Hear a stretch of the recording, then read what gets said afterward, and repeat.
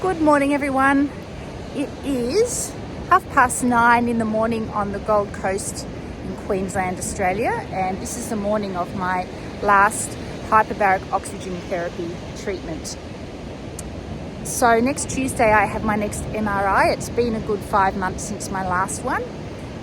Long story short, the radiation department at my hospital, I sort of slipped through the cracks, if you will.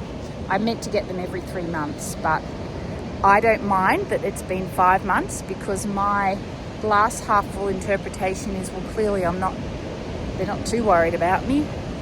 So my low carb doctor has been very helpful, and it's given me some great, not just tips, but I have been taking medication that he prescribes.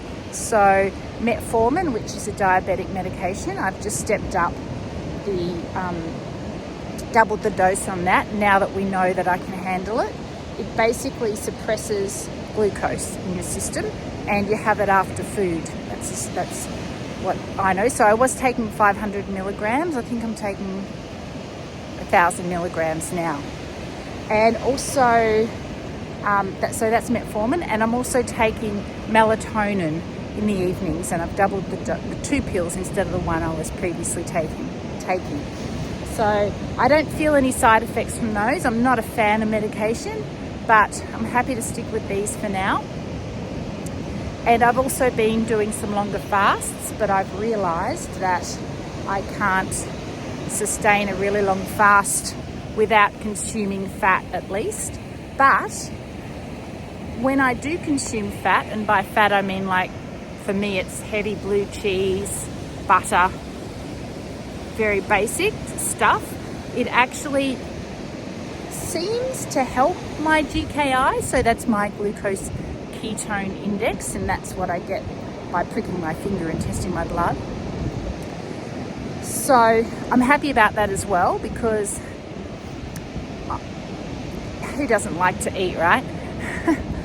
So I was recommended to do 5 whole days of fasting before my MRI on Tuesday, and I'm not going to do that.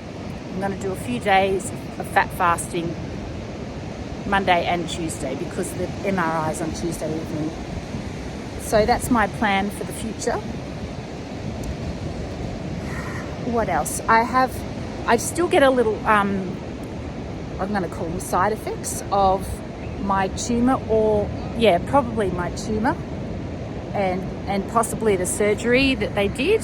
So those side effects, as I've mentioned before, and that they occurred before I was diagnosed, and they got really bad, were some hearing issues, and very tight across my head, and it always happened at the same time. So occasionally that happens, but it's barely noticeable. But it always terrifies me. Whenever that happens, I think, oh no, it's back. So then I just write it down, and I write everything down, and I can go back if I like and see, well, this is when I last had that, and this is what happened before that time, and maybe I'll find something that connects them all together, or maybe I won't. Also, I really, really want to send a shout out to Danny and Lisa. Danny has, well, technically he had the same brain cancer as me, and astrocytoma, but that's just an overarch, that's like saying you've got a cold. I mean, there's infinite numbers of things you could have. So his cancer, he had an operation, but he's had all sorts, like he had the removal of the cancer, and he's had all sorts of problems since then. And his cancer, I believe, has come back, but it seems to have morphed into something a little different, and he really, really is just suffering so much. I love you, Danny and Lisa. Take care. He's under Big Bear, I believe. I think I haven't got that quite right, but he's got a YouTube channel.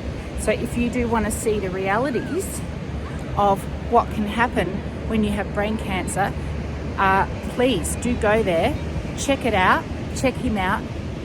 And yeah, God bless you guys. And with that, I'm going to sign off. Thanks for watching.